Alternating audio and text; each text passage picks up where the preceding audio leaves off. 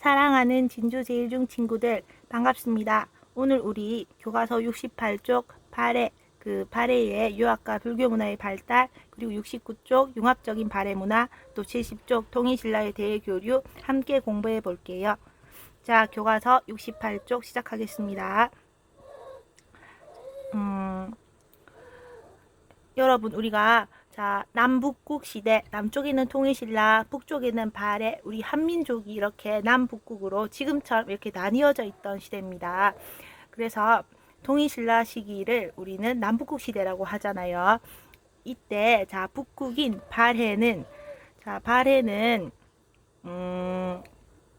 발해도 통치 이념은 뭘까요? 충효인의 예지, 그리고 정명, 이름답게 살라, 아버지는 아버지답게, 자식은 자식답게, 임금은 임금답게, 신하는 신하답게 이렇게 살아라고 해서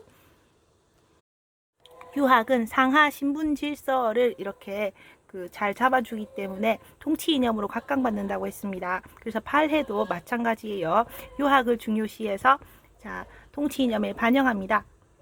유학을 통치 이념으로 삼는다는 것은 곧 이 유교 윤리로 내면화된 그런 충성스러운 신하들을 많이 길러내서 정치에 같이 정치를 하겠다는 거잖아요. 그래서 이 유학을 가르치는 학교부터 만들죠. 이 학교 이름이 뭐라고요? 교과서에 교육기관인 주자감을 설치해서 유학을 가르칩니다. 이 주자감은요, 어디서 그러면 이런 명칭이 왔을까요? 우리가 이 발해는요, 우리 고구려 사람이 세운 나라지만은 당시에 최고 선진 국가인 당나라의 삼성육부 제도, 그리고 당나라의 여러분 장안성을 모방한 상경성 구조 이런 것처럼요, 최신식 운영 제도는 당에서 많이 빌려왔다고 했습니다. 그런데 우리가 그걸 독자적으로 또 운영했지요. 마찬가지입니다. 그래서 당나라의 유학교육기관인 국자감이라고 있었어요. 국자감 이름이 아주 비슷하죠. 한자만 다르네요. 그래서 국자감을 벤치마킹해서 주자감을 만듭니다. 그래서 필기노트에 유학교육기관으로 발해 유학교육기관은 당나라의 국자감을 모방한 이름이죠. 약간 다른 한 글자만 다른 뭐라고요? 주자감이라고 했어요.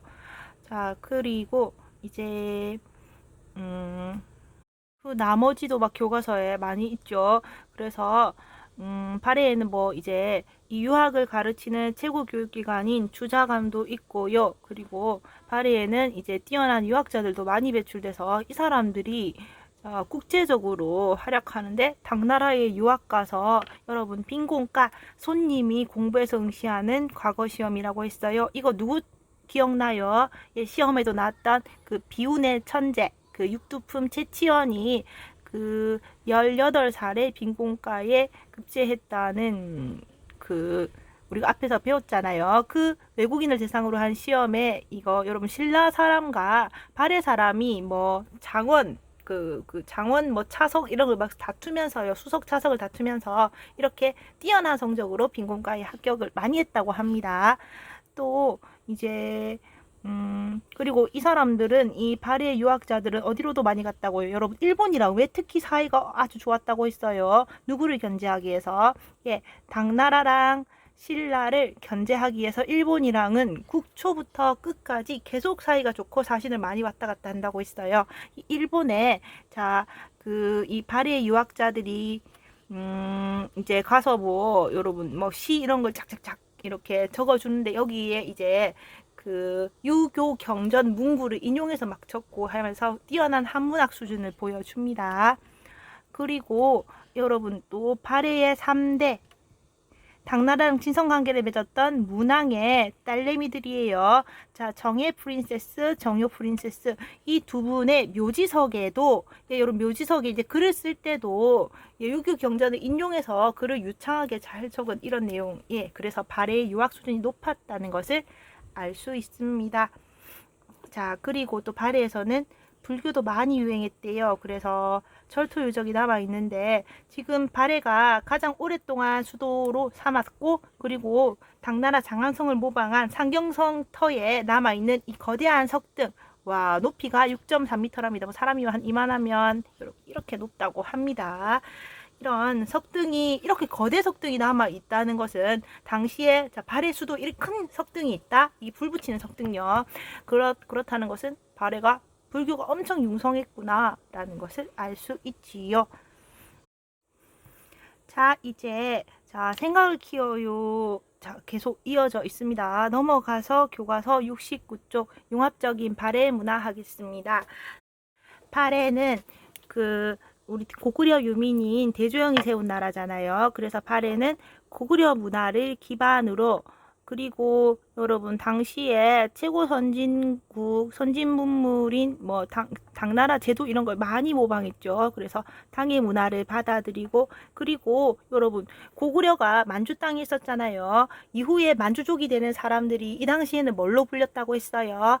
예, 바로 말갈족이라고 불렸어요. 그래서 여러분 지배층은 고구려 사람이 많지만은 일반 민중들은 피지배층은 누가 많다고 했어요? 말갈족이 많아서 제일 발단 촌락은 말갈 추장이 바로 수령으로 자치한다고 했었잖아요. 그래서 대다수의 피지배층인 말갈의 토착 문화를 흡수한 그런 융합적인 문화를 이루게 됩니다. 그래서 자 여기서 여러분 고구려의 흔적, 당의 흔적, 말갈의 흔적 이렇게 찾아볼 수 있겠네요.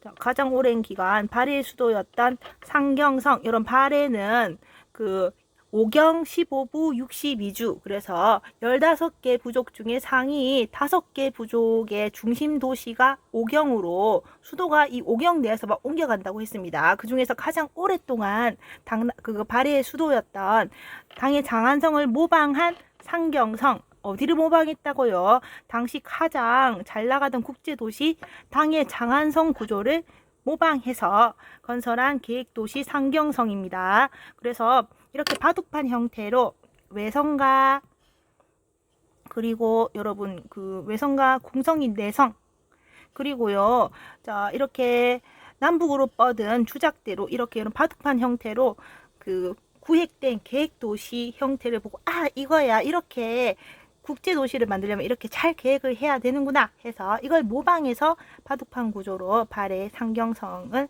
만들었습니다. 그래서 여러분 상경성은 어디의 흔적이에요? 당의 흔적이죠. 자 그리고 이곳에서 여러분 뭐도 발견됐대요? 고구려 문화와 전통을 이어받은 온돌시설과 불상, 기와 등이 발견됩니다. 여러분 특히요 우리의 전통적인 난방시설이 뭐예요? 온돌입니다. 이 온돌은요 오늘날에도 이거 여러분 대체할 수 있는 영어가 없잖아요. 그래서 온돌 이렇게 쓰나? 이렇게 자 여러분 온돌이라고 해서 그거 여러분 이런 거 우리나라 여러분 재벌도요 재벌 그리고 또 뭐 있더라 갑질 이런 거요 여러분 이런 게 우리나라에 있는 고유한 우리나라에 있는 고유한 좀 문화라고 해야 되나 고유한 이제 형태여서 이거에 다른 영어가 따로 없거든요. 그대로 적어요. 그래서 이거 온도 이것도 여러분 우리는 땅바닥이 뜨끈뜨끈하게 지지면서 이렇게 바닥에 난방을 하잖아요. 이 형태가 어디서 발견된다고요? 바로 상경성에서 발견된다. 그러니까 자, 여러분 이 멋진 바둑판 구조는 당나라의 장안성을 모방했지만은 난방시설은 뭐다? 고구려 문화의 전통 이어받은 온돌이다. 우리 지금까지도 지지고 있죠. 자, 그리고 또 여러분 아까 나온 두 프린세스 또 나옵니다. 이 정예공주묘, 정효공주묘 여러분 발해에 많은 왕들의 많은 공주님들이 계셨겠죠. 근데 발견된 공주님들의 무덤이 이 두 분께 발견돼서 이걸 계속 말을 하는 거예요. 자, 이 정예 프린세스 묘는 자 무슨 무덤 양식이래요? 굴식 돌방 무덤 양식 그리고 또 천장은 어떻대요? 모주림 천장. 여러분, 이 모주림 천장이 이거라고 했죠. 이렇게. 그리고 천장이 여러분 켜켜이 겹쳐지면서 입체감을 주는 거예요. 자, 이게 고구려 전통 무덤 양식입니다. 양식에다가 천장 구조죠. 자, 그리고 여러분 또 정혜공주의 동생 더 뒤늦게 죽은 정효공주는요. 자, 정효공주 묘는요. 무슨 무덤이래요? 벽돌. 여러분, 우리는 단단한 화강암으로 뭐 돌로 많이 만든다고 했어요. 그런데 그 중국은 여러분 그 이렇게 오늘 우리나라처럼 이렇게 여러분 그거 뭐지 산악지대 이런 게 아닙니다. 그래서 막 그냥 지평선이 막 보이고 해요. 그래서 얘네들은 뭐 했다고 찐득찐득한 진흙으로 그 인위적으로 만드는 건축자재 진흙을 틀에 눌러서 구운 벽돌로 여러분 벽돌 무덤 그 기억나죠? 무덤이 안녕한왕 누구 백제 무령왕이 여러분 중국 남조의 양나라 양식 벽돌 무덤 만들었잖아요. 마찬가지입니다. 똑같이 얘도요 이 정효공주도 뭐 했다고요? 그 중국식 벽돌 무덤에 안장되었어요. 그런데 여러분 내부의 천장은 여전히 뭐래요? 고구려 양식이래요. 고구려 양식이라는 건 뭐다? 모주림 천장이라는 거죠.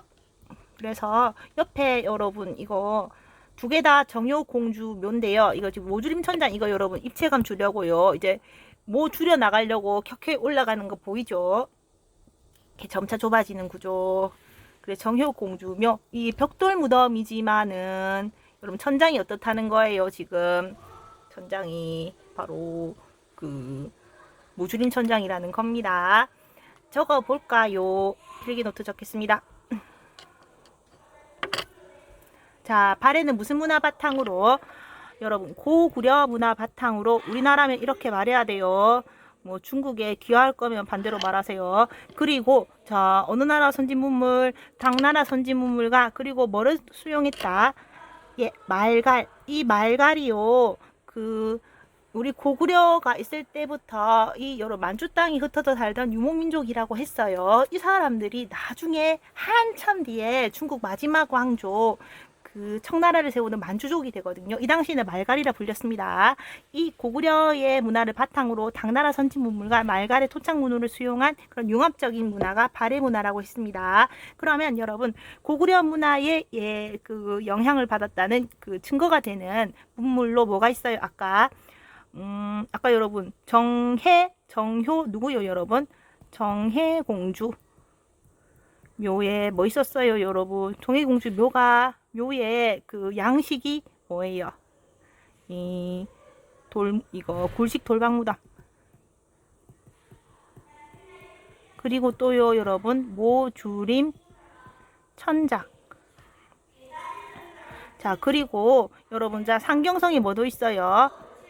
상경성 내에 여러분 난방시설 온돌도 있죠. 자 우리 이만큼 배웠다. 그리고 여러분 좀 당은요. 아까 당의 영향을 받았던 거는 정혜의 동생 정효 공주 얘의 무덤은 묘의 양식이 뭐예요? 벽돌 무덤. 그리고 여러분 여기 또 적으려면 적을 수 있죠. 정효 공주 묘의 뭐예요? 모주림 천장도 바로 고구려 문화 바탕 맞잖아요. 적으려면 적을 수 있어요. 자, 그리고 교과서 더 해봅시다. 자, 마지막 문단이네요. 자, 발해 일반 백성들은 어떤 사람들이라고요? 네, 주로 말갈족이라고 했습니다. 이 사람들이 주로 만든 흙무덤, 그러니까 흙으로 봉분 올려서 만드는 무덤요. 뭐 요새 무덤 같은 그런 형태요. 그리고 또 뭐요? 말갈식 토기. 여러분 실생활과 밀접하죠. 이런 것들은 어디에 전통을 보여준다? 말갈의 문화 전통을 보여준대요. 자, 그래서 적어봅시다.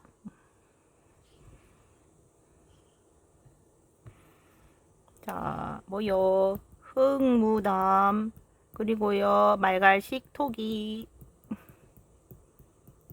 이게 여러분 세 번째 말갈이죠. 말갈과 관련된 유물.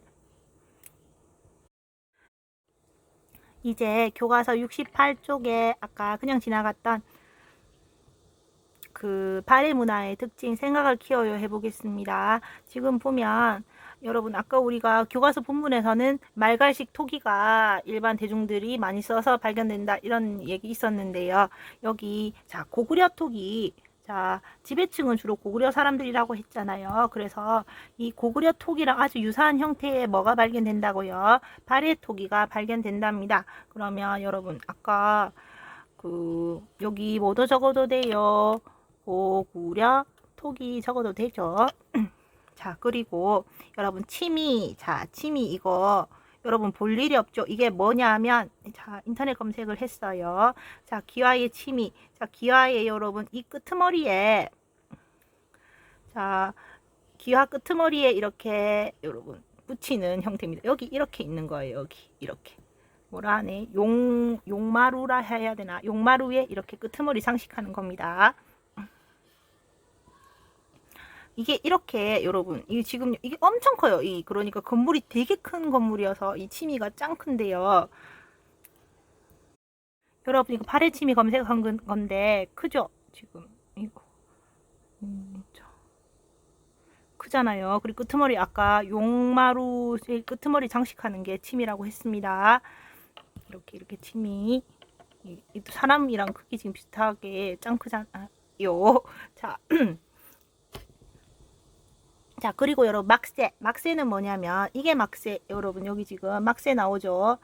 자 막새는 이게 여러분 수키와 볼록한 게 수키와 납작한 게 암키와 수키와 암키와 되어 있는데 수키와 끄트머리 여러분 막는 거 예쁘게 막는 막새 이 막새가 발해 막새랑 고구려 막새가 아주 유사하다는 겁니다.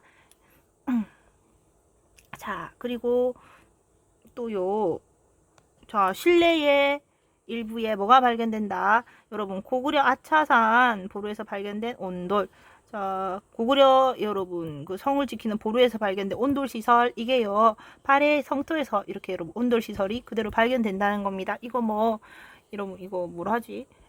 여러분 그 열 불 때는 곳 있잖아요. 아궁이에 여러분 그 뜨거운 그 훈기가 이렇게 다닐 수 있는 길을 이렇게 만들어 놓는 거잖아요. 이 방바닥 밑으로 이 방바닥 밑에 다닐 수 있는 길 이런 거 만들어 놓는 거잖아요. 이게 이 시설이 발견된다는 겁니다. 자 그리고 여러분 당나라의 그거 껴묵거리 당나라 귀족들 무덤에서 발견되는 내가 죽어서도 쓸 거야 하고 챙겨간 여러분 세 가지 색깔 뭐 빨간색 흰색, 녹색으로 세 가지 색깔로 화려하게 여러분 칠한 당삼채 이거 당삼채 기법을 받아들여서 우리 발에서도 이렇게 세 가지 색깔을 섞은 이런 그 도자기가 발견된다는 겁니다. 자, 아까 우리 말가식 토기 교과서 본문에 나왔죠. 여러분 좀 투박하게 생겼죠. 일상생활에 쓰는 것들. 왜냐면 일반 사람들이 주로 말갈 사람들이니까요. 또 영광탑. 이 영광탑 지금 탑 딱 봤을 때 이거 바로 보면 뭐예요? 이거 여러분 벽돌이잖아. 어디 영향이다. 당나라 영향이구나. 알죠? 그러면 마저 적어 보겠습니다. 탈탈 털어서 적어봐요. 자, 또 아까 고구려 토기도 있었고요. 여러분 뭐해서 고구려 치미 고구려 토기, 고구려 치미, 또요 여러분 아까 수막새, 기와의 수키와 그 앞에 막는 막새요. 자, 그것도 있고 또 여러분 또 아까 온돌은 이미 적었죠. 온돌 적어서 안 적어요. 또요. 자, 여러분 발해 상경성의 구조. 자, 발해 상경성의 구조는 여러분 당나라 영향이죠. 그래서 상경성 구조. 당나라 장안성을 모방해서 만든 거. 자, 또 뭐 있냐면 여러분 발해 삼채 그러니까 당삼채 여러분 세 가지 색깔 도자기는 당나라 영향이에요. 그리고 아까 여러분 벽돌탑인 영광탑 뭐 이런 거 있었잖아요. 이건 이미 교과서 본문에서 해서 적었기 때문에 더 적지 않을게요. 다 적었습니다. 그러면 자 이거 제목은 뭐라 적을 수 있을까요? 이거는 제목은 교과서 68쪽의 내용은 다 뭐예요? 지금 고구려 문화와 발해 문화가 유사하다는 거죠. 그러면 이건 뭐라고 적으면 될까요? 고구려 문화와 유사한 발해 문화 또는 여러분 고구려가 더 앞에 선진 문화니까 더 앞에 여러분 먼저 있었던 문화니까요. 자, 고구려 문화를 계승한 발해 문화라고 적을 수 있겠죠. 자, 그리고 여러분 이거는 지금 여기는 뭐예요? 당, 말갈, 당. 그러니까 여기는 여러분 당과 말갈의 영향을 받은 발해 문화 라고 여러분 이제 당과 말갈의 당나라의 선진 문물을 받아들이고 말갈의 토착 문물이 있는 발해 문화 이런 식으로 당과 말갈 이 영향 발해 문화에 영향을 줬다는 내용만 적으시면 되겠습니다. 자, 그러면 이제 자료를 통해 알 수 있는 발해 문화의 특징을 한 문장으로 정리해 보자. 이런 건 여러분 교과서에서 베껴온 게 짱이에요. 그래서 그게 바로 어디에 있나요? 제일 앞에 지금 여러분 여기 발해는 고구려 문화를 기반으로 자, 이거 고구려 문화를 기반으로 당의 문화를 받아들이고 말갈의 토착 문화를 흡수하였다. 이게 여러분 발해 문화의 특징을 한 문장으로 정리한 겁니다. 자, 이제 교과서 70쪽 자, 남북국 시대 전개 함께 공부하도록 하겠습니다. 남북국이 여러 나라와 교류하는 모습을 함께 살펴볼 텐데요. 여러분 남국은 통일신라 자, 그래서 통일신라의 대교류 그리고요 또 뭐요 71쪽에 이제 발해의 대교류 이렇게 공부하겠습니다. 자, 통일신라에 대해 교류. 자, 신라는 이제 자, 당나라를 축출하면서 삼국 통일을 이뤘잖아요. 하지만 신라는 당이랑 완전 척지고 계속 이렇게 나라를 운영할 생각은 추호도 없었어요. 왜냐면 여러분 당이 그 한 번 더 전체를 다 지배하려는 야욕 때문에 어쩔 수 없이 당이랑 맞서서 싸운 거고 당을 몰아낸 거고 하지만 당은요 세계 최강대국이니까 선진 문물을 받아들이고 이제 나라의 안녕을 위해서는 좋은 관계를 유지해야 되죠. 그래서 신라는요 항상 관계 회복을 바랐고 그리고 당에서도요 이제 그 고구려 옛땅에 발해가 등장하니까 발해를 견제할 목적으로 또 신라랑 이렇게 도로 그 국교를 회복하게 됩니다. 그래서 자. 이 서로의 이해관계가 맞아떨어져서 이제 또 당과 신라가 사이가 좋아졌다는 거예요. 그래서 지금 많이 사람들이 왔다 갔다 하죠. 신라의 사신, 유학생, 승려 등이 당의 발달된 문화를 받아들입니다.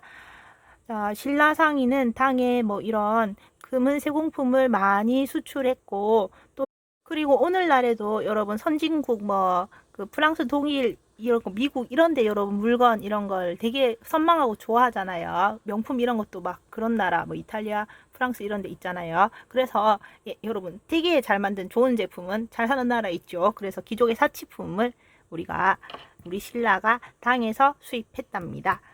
자, 이렇게 교류가 활발해지자 많이 왔다 갔다 하니까 여러분 어디에 산둥반도 기억나요? 가라 장윤휴 여러분 발해 무왕이 그 지금 당시 오늘날에도 그 중국 해군기지가 있는 산둥반도 등주를요 장문위로 시켜 선제 공격하고 했었잖아요. 그리고 이 산둥반도는 또 뭐예요? 그 수나라 양제가 우리 고구려 쳐들어올 때 그 보급부대를 그 산둥반도 등주에서 보급부대를 보내서 평양으로 그 수군을 보냈던 그 기지가 있는 그곳입니다. 제가 2차 고사 시험에도 냈죠. 이 산둥반도 위치요. 여러분 그 틀린 친구들 거짓 많이 틀렸는데 기억하고 계실 겁니다. 그래서 우리나라에서 가장 가까운 중국 땅이라고 했어요. 이렇게 생겼잖아요. 우리나라가 있으면 여러분 이 흐르는 강이 뭐다? 요하. 그리고 여러분 여기 볼록 튀어나온 반도가 여기 산둥성이 있다고 해서 여러분 산둥반도라고 했어요. 요동반도, 산둥반도. 이 산둥반도가 바로 여러분 제일 가까워서 그 인천에서 그 날이 좋을 때는 산둥반도가 보인다고 했습니다. 그래서 이 산둥반도 일대에는 그러니까 오늘날에 여러분 서울의 관문 인천에서 당시에 여러분 당항성이라고 해서 이제 국제 그 교류 항구가 생겼잖아요. 그 서울에서 출발하는 곳요. 그래서 자, 당항성에서 출발해서 도착하는 여러분 산둥반도 일대에 뭐가 생겼다는 거예요. 신라인 거주지, 이걸 신라방. 또 여러분 사람들이 많이 모이면 그 감독하는 관청도 필요하잖아요. 서로 분쟁도 생기니까 여기 감독 관청이 뭐요? 신라소. 또요. 자, 그리고 이제 자, 불교를 다 믿으니까 뭐도 생겨요. 종교 활동할 수 있는 절, 신라원. 자, 그리고 여러분 뜨내기 상인 이런 사람들은 잠깐 머물 수 있는 숙박시설, 이렇게 뭐 유학생들이 잠깐 머물고 본토에 가고 할 때 여러분 그 묵어야 되는 곳, 숙박시설, 신라여관, 신라관 이런 것들이 생겨났답니다. 그래서 이 지도에 여기 지도 보시면 여러분 지금 산둥반도 어디다? 여기 산둥반도. 자, 산둥반도 등주. 여러분 등주에서 무왕, 발해 무왕이 가라 장문유, 우리나라 최초의 해외 원정이라고 했어요. 공격도 하고요. 그리고 여러분 등주에서 수양제가 바로 여러분 그거 수양제가 그 고구려 평양성을 공격하는데 그 보급 부대로 여러분 수군을 그 보내고 했잖아요. 해군을 보내고 했잖아요. 그래서 여기 그 등주입니다. 이 지금 이 당항성은요, 신라가 이제 여러분 여기 한강유역이죠, 서울. 그래서 자, 이제 한강유역 서울 땅에서 출발하는 국제 항구 도시입니다. 이 당항성에서 출발해서 당항성 항구에서 출발해서 어디 제일 가까운 중국 땅이 어디라고요? 여러분 이 산둥반도라고 했어요. 그래서 이 산둥반도에 뭐가 많이 생긴다고요? 뭐 신라관, 아까 또 뭐 있었어요? 신라관, 이게 신라의 여관이죠. 신라관, 또 관청인, 신라소절인, 신라원, 또 뭐 있었네? 또 여러분 신라인 거주지, 여러분 오늘날에 코리안타운 같은 거, 그 뭐예요? 신라방 이런 것들이 막 뚱뚱뚱뚱뚱 생겼다는 겁니다. 자, 적어 보겠습니다. 우리 한반도에서 제일 가까운 당항성에서 뿅 출발해서 제일 여러분 가까운 중국 땅 어디일 때? 예, 산둥반도일 때. 자, 신라인 거주지 여러분 오늘날의 코리안타운 이름 뭐다? 신라방.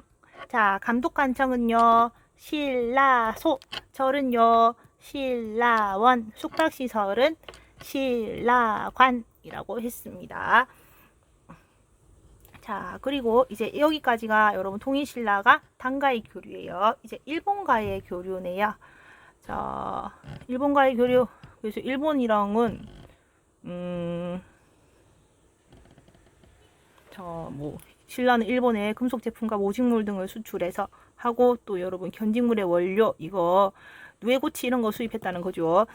또 당과 일본 사이에서 중개무역, 특히 여러분 당의 선진 문물을 일본에 전해주는 길목에 우리 신라가 있잖아요. 그래서 중간에서 여러분 이득을 취하는, 이거 기억나요? 고조선에 누구였어요? 위만이 이렇게 여러분 짭짤하게 이득을 취하다가 한무제의 눈밖에 나서 나라 망하는 원인이 됐잖아요. 그래서 이 중개무역을 해서 이득을 보았습니다. 그리고 한편 신라의 불교 사상이 일본에 전해져 일본 불교에 영향도 주었대요. 대충 보세요. 자, 그리고 이 시기에는 진한 글자 나옵니다. 자, 서해안의 당항성. 여러분 서해안, 우리 서해 앞바다, 중국의 황하, 누런 큰 강인 황하의 항토물이 막 그 서해에 가득 찬다고 해서 누런 바다, 황해라고도 부르죠.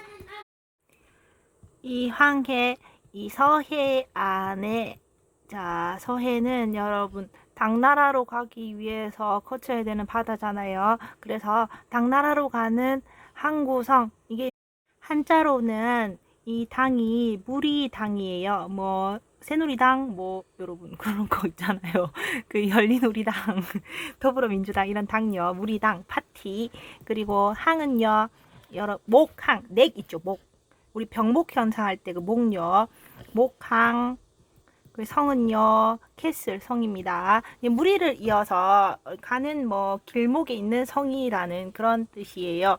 여기서 당항성이요, 왜 국제적인 항구 도시가 됐나요? 이 한강 유역에서 이제 당으로 가는 그 항구기 때문이죠. 이 당항성에서 출발해서 그 당나라 산둥반도로 간다는 거예요. 항해를 거쳐서 당나라 산둥반도로 간다는 거예요. 필기 노트에 적어 보겠습니다. 여러분, 그 한강 유역에서 이제 항해를 거쳐서 당으로 가는 항구성 이름 뭐였다고 했어요? 당나라로 향하는 항구성 당항성. 자, 그래서 여기는 당항성에서 여러분 항해를 지나서 이제 산둥반도 당으로 간다고 했습니다. 그래서 여기 온통 여러분 신라인과 관련된 많은 시설이 있다고 했어요.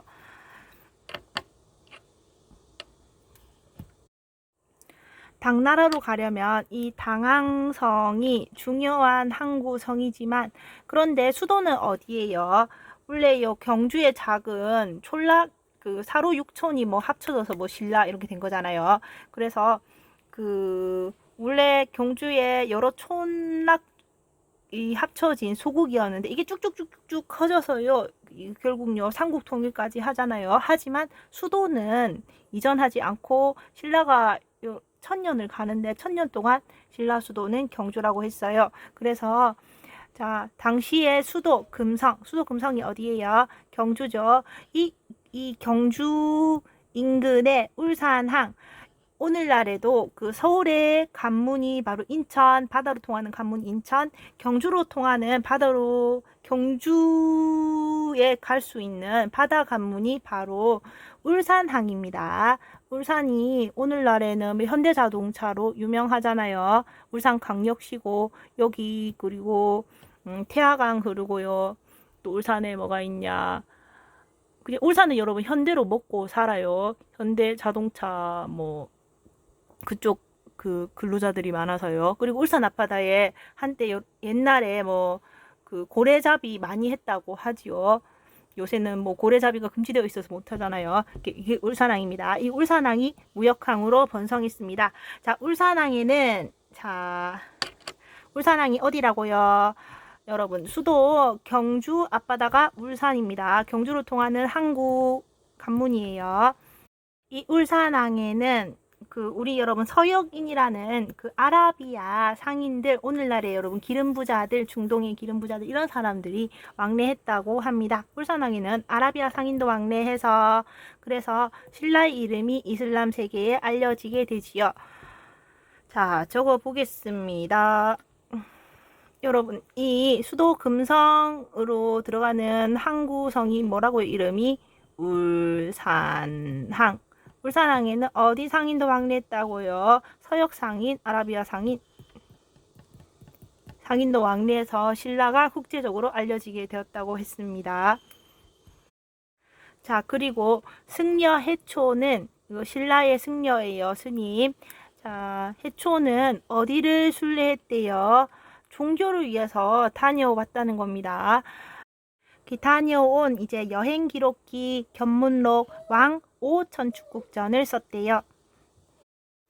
자, 옆에 주 1 보겠습니다. 왕 오천축국전. 인도 승려 해초가 5천축국, 당시에 그 인도를 천축국이라 불렀습니다. 그래서 인도가 오늘날처럼 하나의 나라가 아니고 여러 소국으로 쪼개져 있을 때 그 중에서 5 그 소국을 순례한 이제 종교적 목적으로 방문하는 거라고 있습니다. 종교 본거지를요. 그래서 여기서 4년 동안 보고 들은 내용을 기록한 책입니다. 이 책에는 인도와 중앙아시아, 그 아시아 내륙 지역, 아시아 중앙의 내륙 지역을 말합니다. 이 중앙아시아 등, 그래서 이제 그 육로로 뭐 이렇게 그 이제 중앙아시아 지나고 이제 인도에 도착했다는 거예요. 이 여러 나라의 풍속과 지리, 그 역사 등이 기록되어 있습니다. 그런데 지금 현재 어디에 있대요? 프랑스에 있습니다. 발견되기로는 이 왕 오천축국전, 쓰기는 여러분 신라 사람이 쓰고요. 현재 프랑스에 있고 발견은 중국 땅에서 되었는데요. 어디서 됐냐면, 자, 이 둔황이라고 해서 여기가 여러분 이제 중국이 제일 서쪽 끄트머리입니다.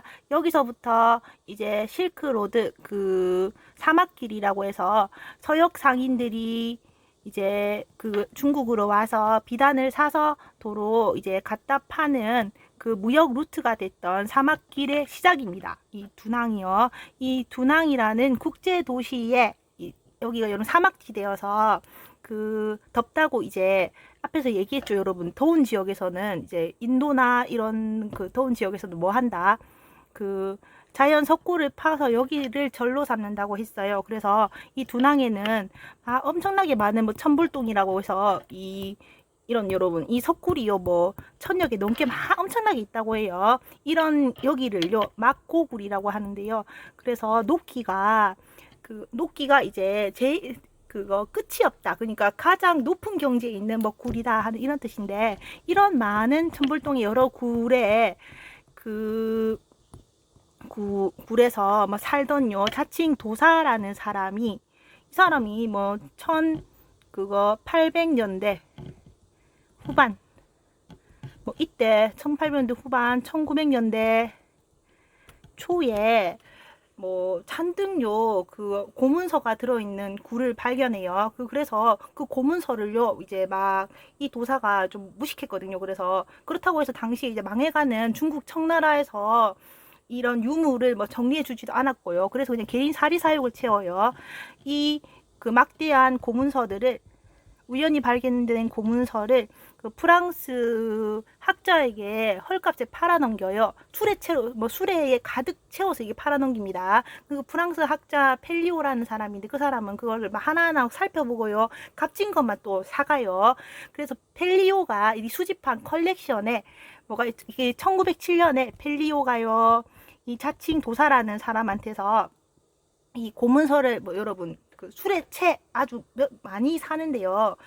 이거 중에 하나가 바로 왕오 천축국전이었던 거예요. 천축국전.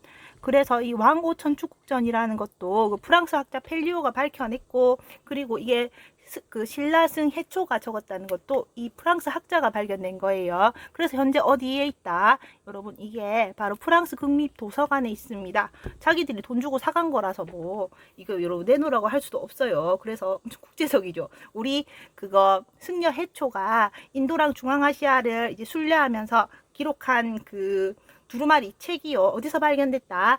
바로 실크로드의 시작점인 두낭, 국제도시 두낭에서 발견됐다. 근데 발견됐는데 이걸 여러분 그거 가치를 알아보고 사간 사람은 누구다? 1907년 그 프랑스 학자 펠리오라고 했어요. 그래서 프랑스 학자 펠리오 덕에 여러분 왕 오천축국전이 이제 세상에 이렇게 드러나게 된 겁니다. 현재 어디에 있다고요? 프랑스 국립도서관에 있다는 여러분 기막힌 그런 사연의 그 책입니다. 여행책이죠. 참 종교의 믿음이 대단하죠. 여러분 그 중국까지 걸어서 가서 뭐 4년 동안 여러분 소국도 다 살펴보고 또 그 기록을 막 남기고 해서 국제적으로 유명해져서 저 두낭 동굴에까지 보관됐다는 거잖아요. 재밌죠. 자, 그러면 이제 마지막 문단 하겠습니다.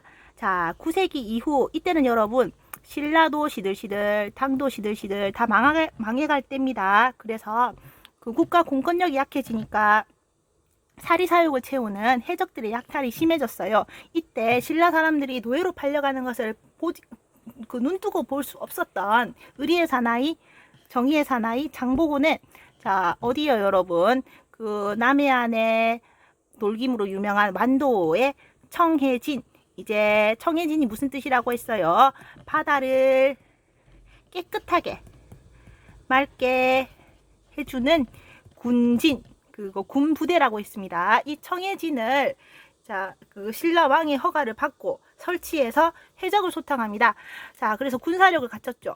자, 그리고 여러분 이게 지금 당나라랑 신라, 뭐 일본, 그리고 여러분 신라는 당시 아라비아 상인도 멀리서 오는 국제적인 그런 나라였잖아요. 그러니까 자, 국제무역항으로서 이 청해진이 번성합니다. 그 장보고는 청해진을 중심으로 당과 신라 그리고 일본을 연결하는 해상무역을 장악해서 자, 넘사벽의 군사력, 경제력을 다 틀어지게 됩니다. 그래서 당시 여러분 9세기 이후 가장 이제 신라 말, 당나라 말에 가장 유명했던, 국제적으로 제일 유명했던 사람이 자, 장보고라고 하지요. 이 장보고 여러분 우리 앞에서 배웠죠. 이 사람 결국 신라의 왕위계승 분쟁에 괜히 휘말려서 억울하게 죽임을 당하잖아요. 자, 밑에 교과서 여러분 70쪽 아래에 보면 문화유산으로 보는 통일신라의 교류 있죠. 이게 자, 신라 하대의 원성왕의 무덤에는 저 지금 원성왕릉의 무인석, 그러니까 힘쓰는 그 우사를 이렇게 돌로 조각해 놓은 거죠.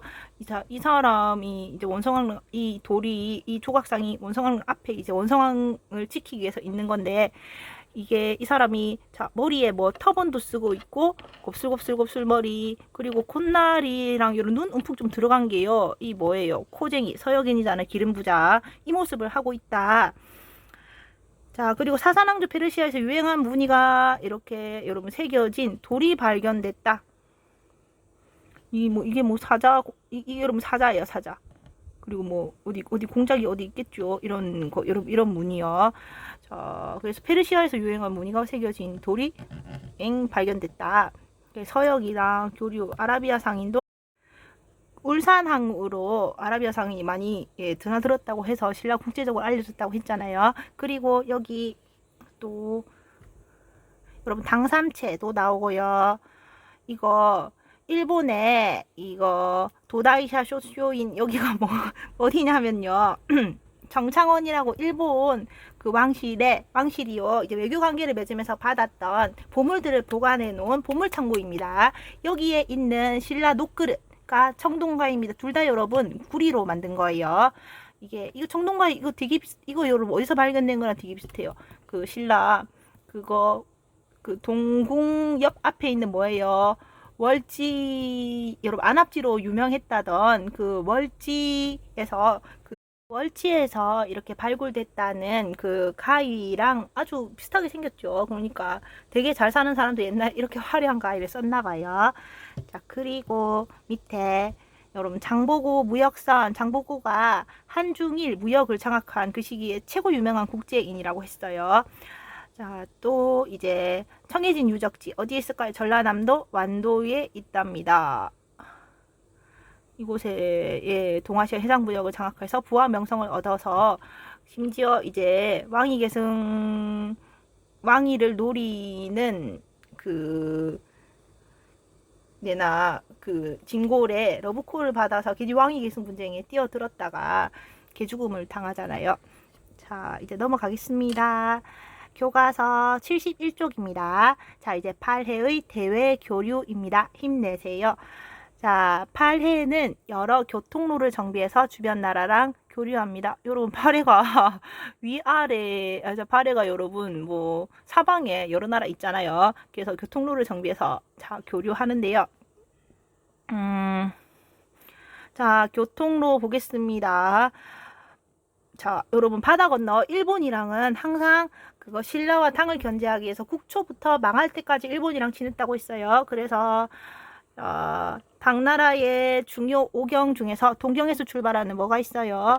일본도. 자, 일본으로 가는 큰 길, 일본도가 있습니다. 그리고 여러분 신라랑은 그 3대 문왕 때부터 친선관계로 돌아서면서 신라랑도 교류를 했다고 했습니다. 이 동경에서 출발해서 뭐 또 남경을 지나서 신라로 가는 무슨 큰 길이 있어요? 신라도가 있습니다. 자, 그리고 당나라는요, 여러분 이거 압록강 하구에 자, 이게 백두산이 이렇게 있으면 여러분 여기 흐르는 강은 압록강, 여기 흐르는 강은 두만강이에요. 현재 한반도와 중국의 자연 경계를 이루고 있는 그런 우리나라 국경이 자연 경계로 되게 하는 두 강입니다. 이 압록강 하구에 자, 압록강 하구에서 출발해서 어디로 가는 여러분 그 산둥반도 등주로 가서 당으로 가는 무슨 길요? 조공도. 조공은요 이제 상국에게 그 인사를 드릴 때 뭐 여러분 물건 같은 거 챙겨가서 인사드리는 게 조공이라고 하잖아요. 그래서 당나라가 황제국이니까 당나라에게 조공을 바치기 위해서 가는 길이라고 해서 당나라와의 무역로는 조공도라고 불립니다. 자, 그리고 또요 이제 또 당나라는 요 길이요 투트랙이에요. 그래서 바다로 이렇게 압록강 하구에서 그 항해를 지나 산둥만도 등주로 가서 당으로 가는 조공도, 그리고요 여러분 육지로 어디냐면 지금 상경에서 출발해서 쭉쭉쭉 이거 여러분 요하죠. 요하를 넘어서 영주, 기억나요 여러분? 영주가 대조영 세력이요 못 살겠다 하고 영주에서 뛰쳐나가서 당나라 추격대를 물리치고요 나라 세우게 되는 건데, 이 바로 그 영주입니다. 당나라 땅이죠. 그래서 영주를 지나서 어디요 여러분? 오늘날의 중국 수도 북경 베이징, 당신은 수도가 장안이어서 아닙니다. 하지만 이 베이징 이렇게 지나서요, 그래서 육지로 가는 영주로 간다고 해서 무슨 길이라고도 불러요? 영주도. 조공도랑 영주도는 다 어디 가는 길이다? 당나라로 가는 길입니다. 그리고 여러분 발해를요 나중에 누가 멸망시켜요? 자, 거란이 멸망시킵니다. 거란은 무슨 나라를 나중에 세우냐면 요 나라를 세워요. 그래서 거란과도 이제 발해 망하기 전에 이제 그 만리장성 북쪽에 있는 유목민족인 거란과도 교류를 합니다. 이게 무슨 도라고요? 거란도. 자, 그러면 우리 필기노트에 적어 보도록 하겠습니다. 자, 승려 해초는 인도와 중앙아시아를 순례하고 갈왕입니다. 갈왕. 가다 어디로 갔다? 다섯 천축국에 갔다고 했어요. 축국에 간 것을 전하는, 기록하는 왕 오천축국전을 저술했어요. 이게 여러분 1907년에 프랑스 학자 펠료에 의해서 이게 신라 승려 해초가 썼고 왕 오천축국전이다 라는 것을 여러분 세상에 이게 드러났다고 했습니다. 자, 또요 이제 장보고. 자, 장보고는 바다를 깨끗하게 하는 군진 청해진을요 만들어서 이제 그 해적도 소탕하고 동아시아 해상무역도 장악했는데 어디를 잇는 요지예요? 당과 신라, 그리고 어디요? 일본을 연결하는 동아시아 해상무역을 장악해서 막대한 부를 이뤘다고 했습니다. 그리고 이 장보고 선단은 이제 그 물건도 뭐 갖다 파는 이런 그 대규모 해상무역도 했지만은, 그리고 여러분 이 장보고 선단을 이용해서 사람들도 다녀가고 했어요. 그래서 장보고는 당, 신라, 일본의 국제적인 교류에 큰 기여를 했는데요. 그래서 장보고가 이제 자신이 뭐 더 잘 되자고 만든 절이 있습니다. 그 절 이름이 뭐냐면 교과서에 나와요. 그 절이 여기 여러분 적산, 지금 너무 지저분한데 좀 치울게요. 자, 적산은 어디에 있는 또 도시예요? 산둥반도에 있는 도시입니다. 이 적산에 중국 발음으로 츠산이라는 거예요. 적산에 무슨 절이 있다? 법화원이 있는데 장보고가 만든 개인 사찰입니다. 장보고가 이걸 만들어서 자기가 만들고 이제 그 부처님한테 빌어서 더 잘 되고자 만든 절이에요. 그런 장보고가 워낙 국제적으로 유명하니까 이 법화원을 막 그 법화원에 머물던 뭐 그런 국제적인 인물들도 있습니다. 그래서 자, 산둥반도 적산에 지은 장보고의 원찰, 장보고가 그 원하는 것을 이뤄주기 위해서 만든 절 뭐요? 그 적산 법화원, 장보고가 만든 절이에요. 이 절은 당연히 자, 신라 사람 장보고가 만들었으니까 신라인들의 핫플레이스, 신라인들의 교류 장소가 되겠죠. 그리고 또 당시에 장보고 선단을 이용해서 뭐 일본 사람이 저 당나라까지 막 유학 가고 하는 일이 잦았는데요.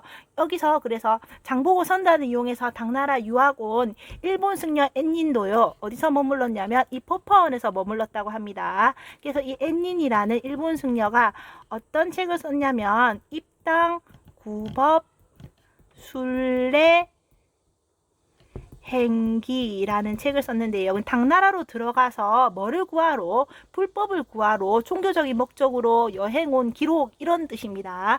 여기에 무슨 내용이 있냐면 장보고에 대한 그거 뭐 언급, 엄청 유명하고 대단하신 분이다. 장보고의 은혜로 내가 이렇게 당나라에서 공부할 수 있게 되었다. 뭐 불교를 공부할 수 있게 되었다 하고, 또 여러분 뭐 법화원에 대한 뭐 내용 이런 거를 여기 지금 입당 구법 순례 행기라고, 일본 승려 엔닌 고맙잖아요. 자기가 장보고 덕에 당나라에서 이렇게 편하게 장보고 배를 타고 와서 공부할 수 있었으니까요. 여기 기록이 되어 있습니다. 장보고에 대한 언급이 있어요.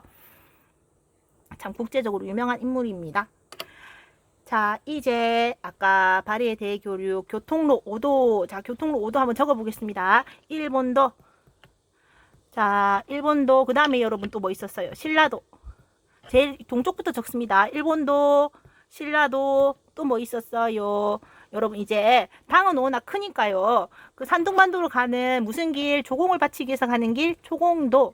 그리고요, 육지로 여러분 요하를 넘어서 그 영주라는 도시를 거쳐서 가는 무슨 도요? 영주도. 또요, 나중에 결국은 끝은 안 좋죠. 발해를 거란이 멸망시켰지만, 하지만 당신은 그거 만리장성 북쪽에 살고 있던 유목민족들인 누구랑도 교류했다. 거란. 자, 그래서 이런 여러분 교통로 5도를 정비해서 이웃 간의 교류가 활발했습니다.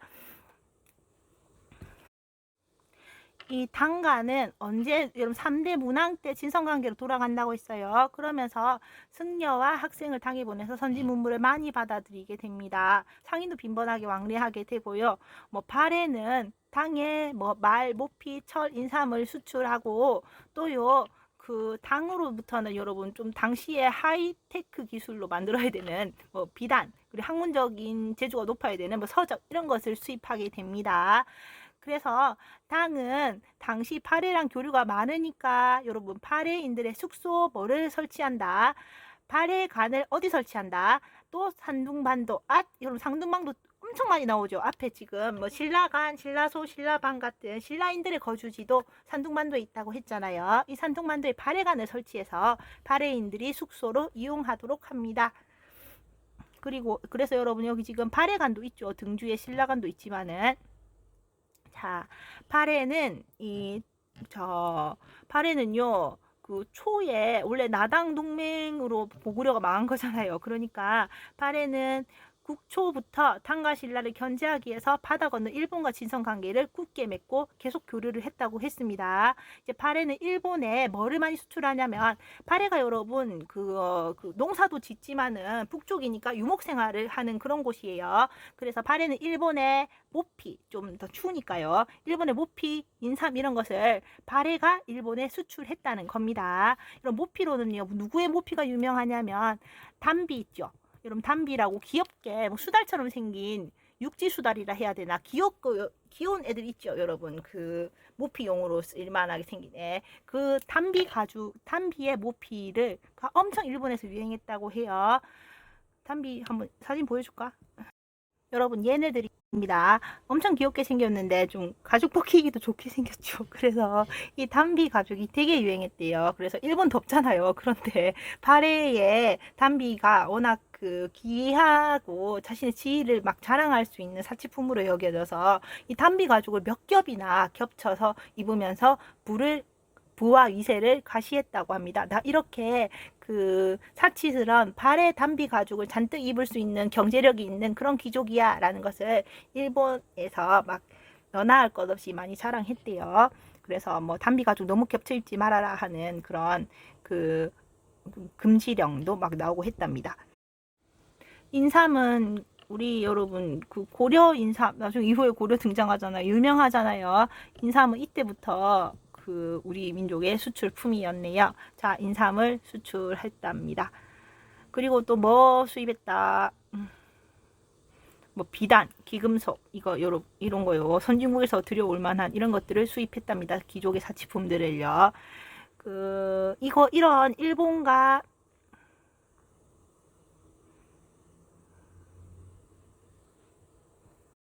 교류 모습은 어디 흔적이요. 목간, 이제 나무 막대기로 만든, 막대기를 이어서 그 종이로 만든 거죠. 목간. 이게 나무 막대기에 이렇게 뭐 새겨져 있다는 겁니다. 발해사와 교역이라는 글자가 보이는 연습용 목간. 자, 그리고 외교문서.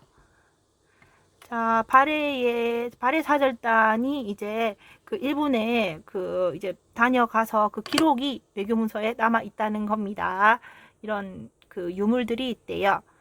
자, 그리고 마지막으로 이런 발해와 신라의 관계. 초기에는 그 고구려를 멸망시킨 신라잖아요. 그러니까 신라와 대립했으나 발해와 당의 관계가 문왕 때 안정된 뒤에는 이제 신라와의 관계도 좋아져서 사신을 교환하게 됩니다. 그래서 여러분 아까 신라도라는 교역로도 있었다고 했어요. 그리고 여러분 여기 보면 뭐 소구드 민족이라고 해서 그 아시아 내륙 중앙 지역에 그 중앙 지역이 사막 지역이어서 당시에 왔다 갔다 무역하는 이 줄로 이렇게 늘어져 있는 띠대, 그러니까 혁대가 그 허리띠잖아요. 허리띠대가 띠대입니다. 그래서 대상들이 왔다 갔다 있는 유명한 대상으로 소구드 상인이 있었어요. 이 소구드 상인은 왔다 갔다 무역으로 돈을 벌어먹었는데 이 사람들이 쓰던 은하가 어디서 발견됐대요? 발해에서 발견됐대요. 그래서 발해가 당시에 중앙아시아 이런 내륙 국가랑 교류를 아주 활발하게 했구나라는 것을 짐작할 수 있답니다. 자, 여러분 고생하셨습니다. 자, 그러면 마저 우리가 채워봅시다. 여러분 당은요. 자, 무슨 왕 때? 3대 문왕 여러분 딸딸이 아빠예요. 예, 여러분 딸내미들 누구예요? 정효공주, 정혜공주. 이 사람들 여러분 무덤이 둘 다 모주림 양식인데 정효는 무덤이 굴식 돌방 무덤, 정혜는 벽돌 무덤. 우리 공부했어요. 이 문왕 때 친선 후 선진문물을 수용했습니다. 산둥반도의 발해인 숙소 발해여관 뭐요? 발해관을 누가 설치했다고요? 당이 설치해 줍니다. 자, 일본과는요, 초기부터 누구를 견제할 목적으로, 당과 신라를 견제할 목적으로, 그 발해는 아주 절친하게 지냈다고 했습니다. 그래서 여러분, 발해랑 일본이랑 많은 교류 문서, 목간 이런 게 남아 있다고 했어요. 그래서 뭐요? 목간과 외교 문서로 교류 모습을 파악합니다. 자, 신라는 초기. 자, 초기에는 여러분 어떤 서로 대립했죠. 초기엔 대립이라 적혀 있나? 초기는 대립. 자, 초기는 대립했지만 문왕 때 여러분 어디랑 사이가 좋아졌어요? 당과 이제부터 친선입니다. 됐잖아요. 당과 친선 관계로 바뀐 뒤는 이제 신라도 같은 큰 길을 이렇게 이어서 서로 교류를 많이 했다고 했습니다. 자, 이제 스스로 확인해 보겠습니다. 자, 여러분 하엄종을 열고 부석사를 세운 승려, 그 시드래곤이 된 누구지? 시드래곤이 된 선묘낭자가 돌을 띄어서 영주의 부석사를 세울 수 있게 해줬잖아요. 이 사람 누구다? 패셔너블한 의상. 여러분 의상은 자 뭐를 신라에 도입한 승려예요? 하엄종의 캐치프레이즈가 뭐다? 원포롤 올포원. 하나가 전체요. 전체가 하나다. 그래서 하나가 전체요. 전체가 하나다. 이런 말을 했잖아요. 이거 여러분 이렇게 좀 외우세요. 내 생각인데. 여러분 의상은요. 패셔너블 하려면 그 전체적으로 조화가 잘 맞아야 되죠. 하나 잘 갖춰야 됩니다. 그래서 하나가 전체요. 전체가 하나다. 패셔너블한 의상. 화려하고 엄숙하게 입으면 멋지죠. 그래서 화엄종.